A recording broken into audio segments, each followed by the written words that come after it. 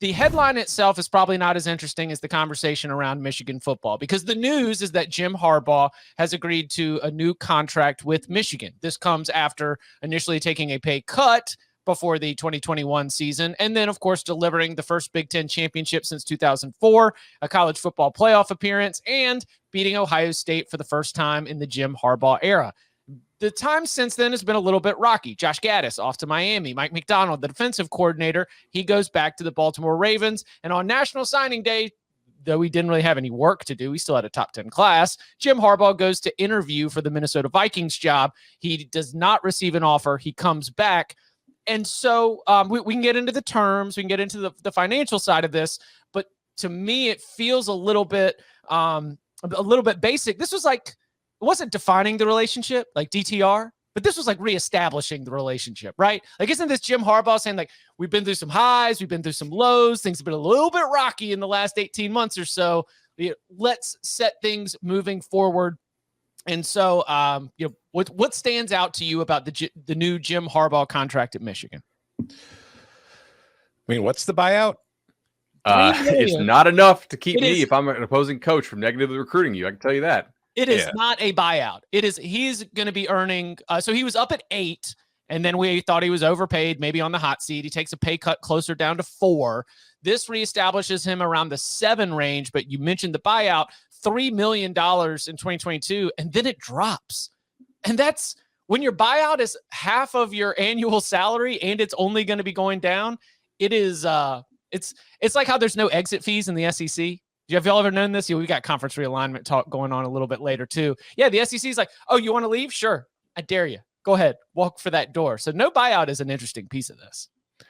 Yeah, it's a very interesting piece of it, but it's also, it's like the whole situation that we've talked about the entire time with Harbaugh, where it's different with him in that you don't really know what he wants to do. I don't know if he knows what he wants to do all the time. So it's like when you compare it to like any other school, you're like, oh, for Harbaugh, it might just be, they're just, it's both sides are kind of getting what they want. Harbaugh's getting the raise that he wants to get back to, like, the respect of considering what he did, with the team this year after taking the pay cut, all that kind of stuff. So as far as just having comparable pay compared to other top coaches, but then on Michigan's end, it's like, hey, if this thing goes in the wrong direction, we can get out of this pretty cheaply if we want to. So I don't think that there's anything about this deal that says to me that he's not back and he's not committed to being there and he doesn't want to be there and he's going to go flirting with the NFL again. I don't know. He might not. I don't think this deal says anything about that.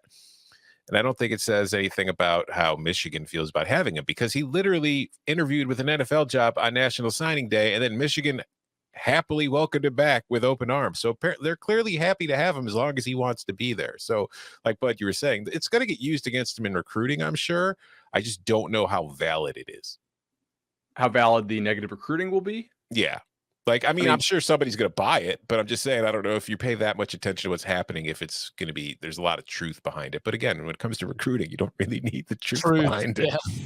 Yeah, truth is not all that important in negative recruiting. Just having some factual element as your basis, and then you can kind of spin whatever you want to spin. And then the factual element they'll have is that, hey, in year 4 of you playing there, if you sign up for this year, his buyout will be $750,000. He'll make that almost per game that he coaches. Do you think that's more like the idea that he could get fired? Is that what you're selling on the negative recruiting? No, I'm saying for him to leave, right? Mm-hmm. That's what he owes the university. Buyouts have never been a big deal to me when we talk about NFL. I've always been given the impression that because what NFL franchises can spend on coaches, that picking up a large buyout for a college coach has never been a hindrance for an NFL team if an NFL team really wants you. Well, NFL teams print money, but in general, I think college coaches, like if you take the top 10 college coaches, I bet you they make more than the top 10 NFL coaches on average. Fairly certain about that. But then again, like the NFL teams have money, like they have more just surplus cash that universities kind of just throw into facilities, right? Because they're quote unquote nonprofits and they have to show they don't make a profit. It is interesting to me how the leverage has sort of shifted here, right? Before last year, Michigan had almost all the leverage on Harbaugh. He had done a fine job there, but in the big games, they had not done as well as you would hope relative to like their overall power ratings. This year, they came through. They win the big games. The leverage kind of swings back to Harbaugh. And I was expecting him to get more. as far as a base salary, right? But he got $7 million, so 7.0, which is good. Obviously, that's not top 5 compensation. I'm fairly sure right now when Luke Fickell at Cincinnati is now making over 5, and you got to assume Baylor is probably paying Aranda. I mean, I would guess 6+, given how much money Baylor has. So maybe maybe he negotiated for the lower buyout, right? Like, there's no way Michigan would stick him with that buyout for on his end in exchange for nothing. So maybe he's like, hey, I'll take a little less money to have a little more flexibility. It's not me reporting that. I'm just trying to figure out how this buyout ended up this low. And then I said, oh, okay. That number of compensation does not start with an 8 or a 9 or a 1. And are the Raiders cash poor? John Mack in the chat says that it could be a high buyout. While I was saying NFL teams don't care about buyouts, there might be some organizations that actually don't have that cash. Is that the case? Based on y'all's understanding? I don't know.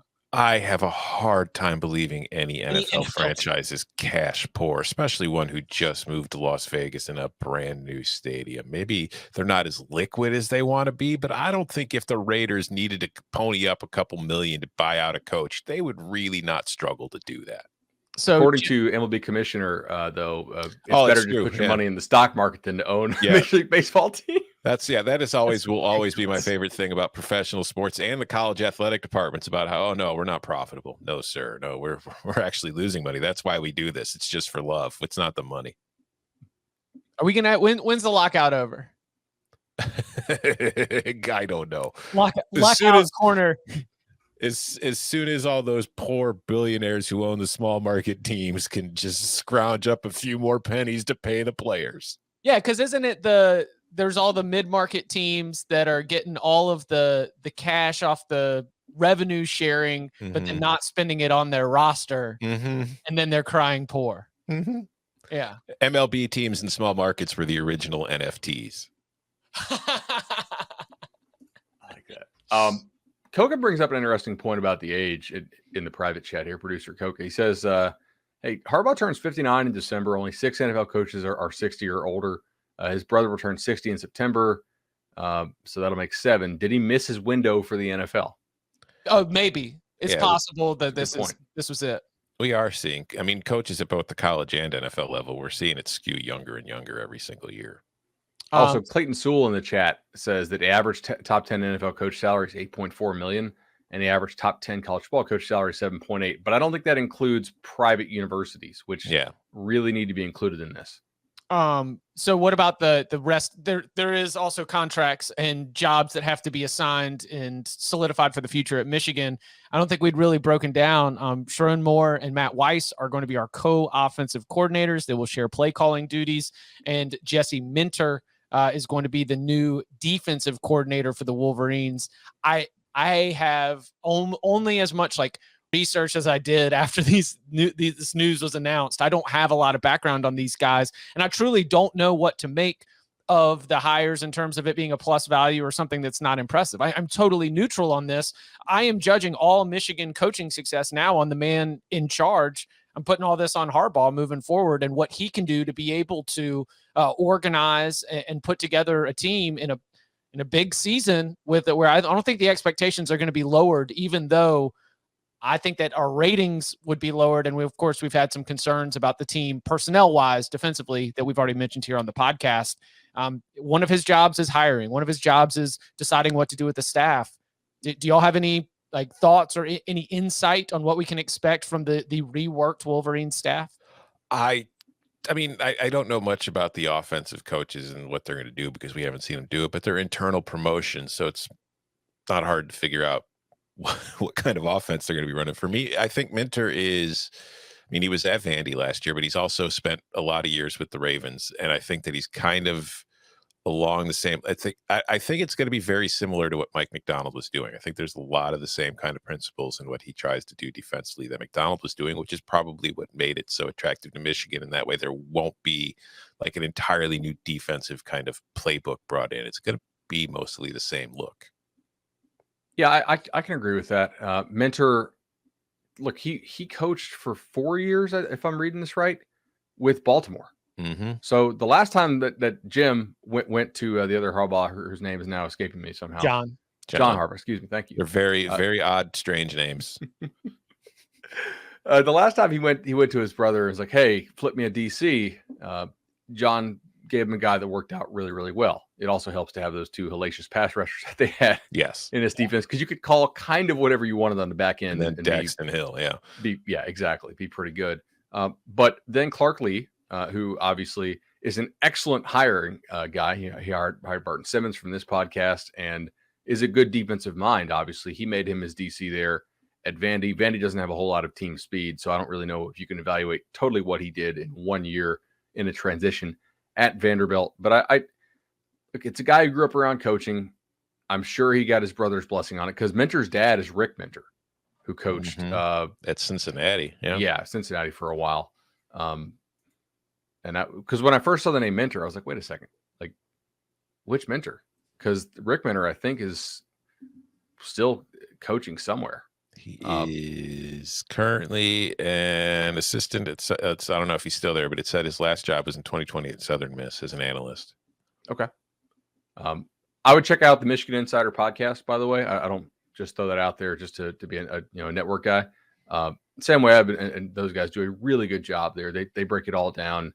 I mean, his reporting on the Harbaugh saga was really good. Like, he didn't jump the gun. He's like, hey, if he's offered, I think he'll take it. Whereas other people were like, hey, he's gone. I was like, well, okay. Like, he still has to be offered. And Sam said, hey, the interviews are real.